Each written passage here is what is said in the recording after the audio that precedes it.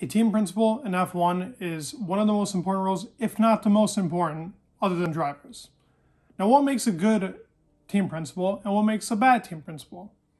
Well, I decided to discuss that because look who's just left. We just had an announcement of Josh Capito leaving Williams F1 and Binotto leaving Ferrari this year in the offseason.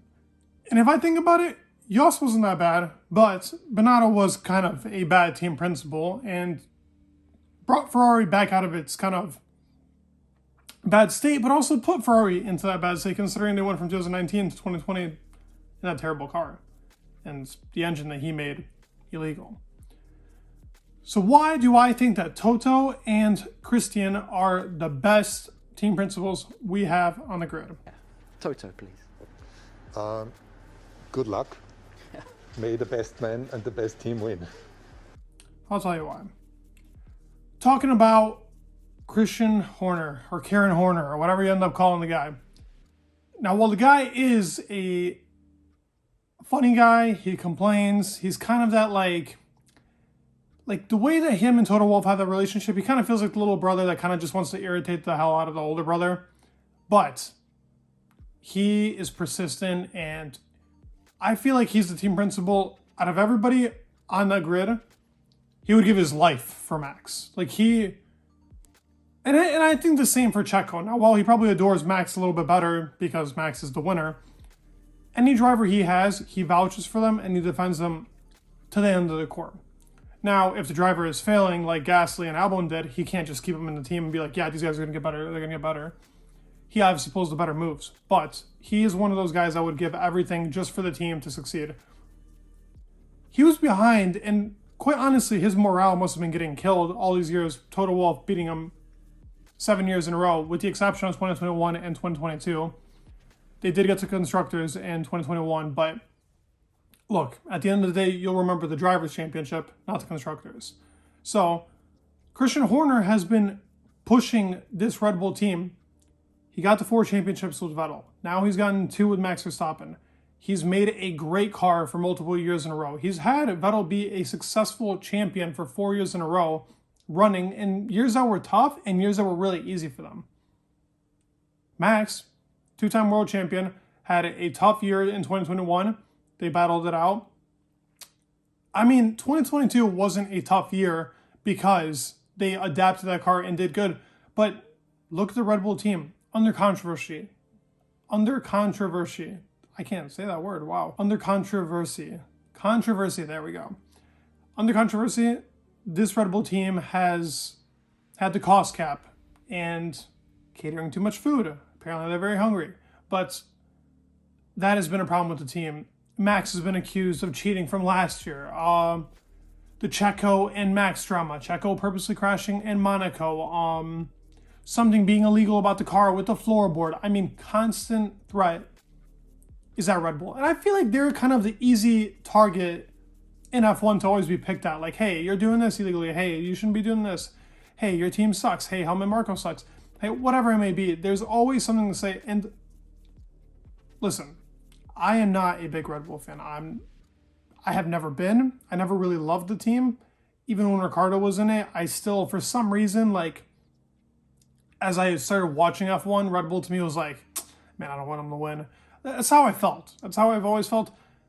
I don't hate the team, though. If I was to say my least favorite team would be AlphaTauri, and my reasoning behind AlphaTauri being my least favorite team is it's a sister to Red Bull, and I don't think there should be any team like that in F1. But back again with Christian, whatever you want to call him, I like saying both. I can say both. Christian Horner is an animal, and what he has done and what he's succeeded with his team is little to none. I mean, the only person that has overexceeded him in the past 15 years, might I add. I want to make this an example that in the past 15 years, Toto Wolff and Christian Horner have been what I think the prime example of team principals. They are the guys that have brought their teams from what it was in the start to what they are now. The only expectation for them is to win. No other team on the grid has that expectation. Your perfect example is Ferrari. They didn't expect to win. Binotto was like, oh, we're just happy we're winning. That was one of the quotes that he had earlier in the year. What team principal thinks like that? Not go for the championship? Let's not fight now. No, our goal was to make it to number one. Or our goal was to win a couple of races. No. Christian Horner, if he was down and fit, got himself up to first from, let's just say, 21 to 2022, for example, he would have been given it his all. He would have went over the cost cap for Max and Perez by $20 million. If it was to win, they'd know that they just win the championship but lose all the money. That is the type of guy that Christian Horner is. He'll put all of his energy into the team. He gives 110% for the job, but he's also strict. And that is something that is lacking in a lot of these team principals. A lot of these guys can't sit down and be like, look, we need a 1 and a 2 driver. Ferrari had that problem this year. Multiple times, Carlos Sainz shouldn't have been prioritized over Charles Leclerc. Brazil is one of your perfect examples of like, sure, okay, the title fight was gone. But how do you put a guy on Inters, and why was Charles the guy on Inters?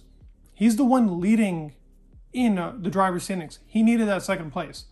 So you take a risk on Charles, not on Sainz? Silverstone, you don't pit him, you pit Sainz?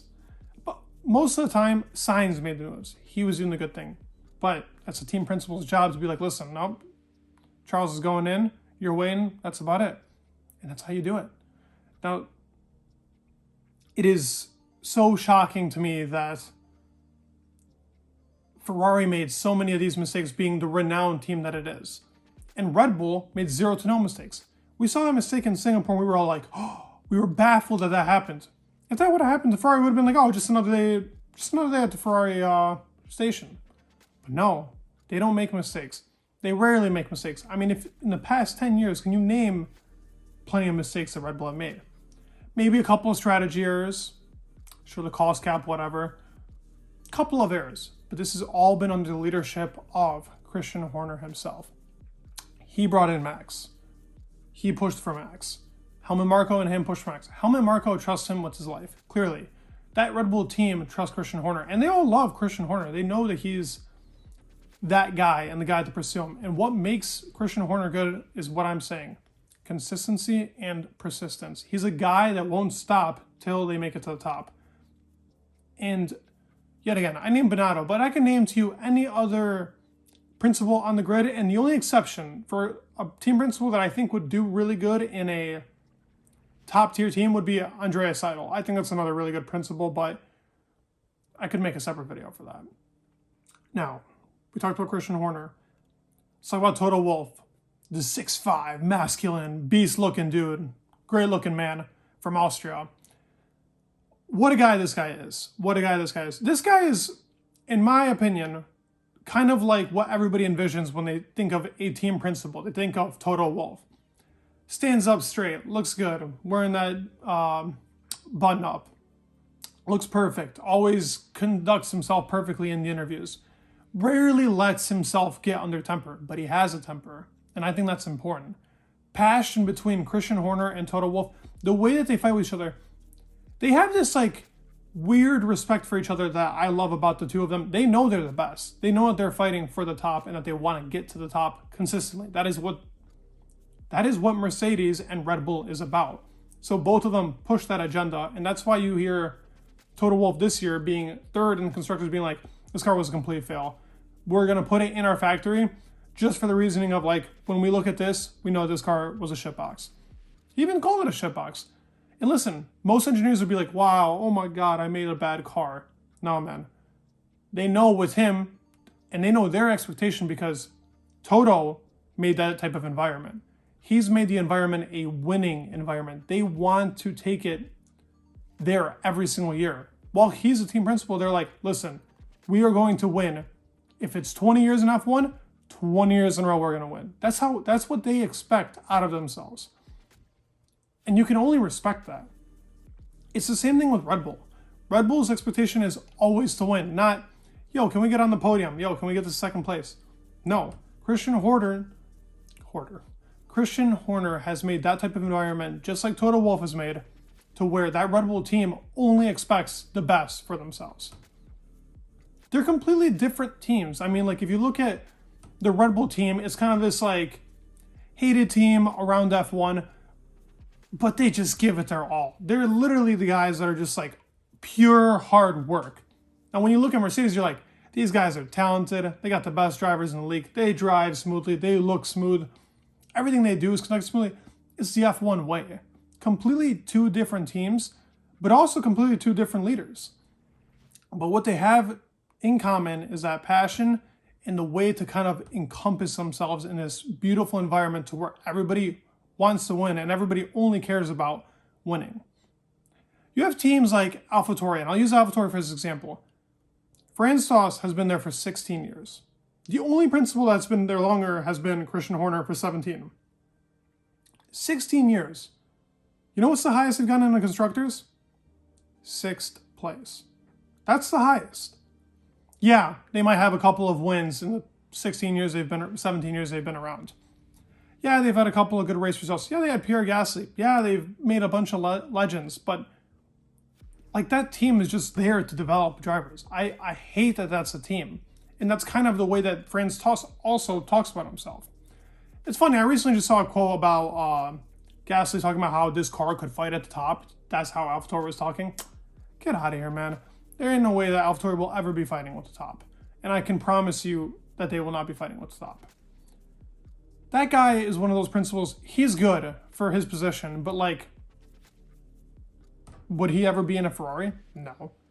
The only other guy that could take that position is an Andreas Seidel, and that's because of the way that he conducts himself, the way he talks about him drivers, the way that they kind of have that environment in McLaren. Yeah, they're not there yet, but they do have that, I would say, environment to where like they want to win. They are hungry for it. I just don't think they're good enough.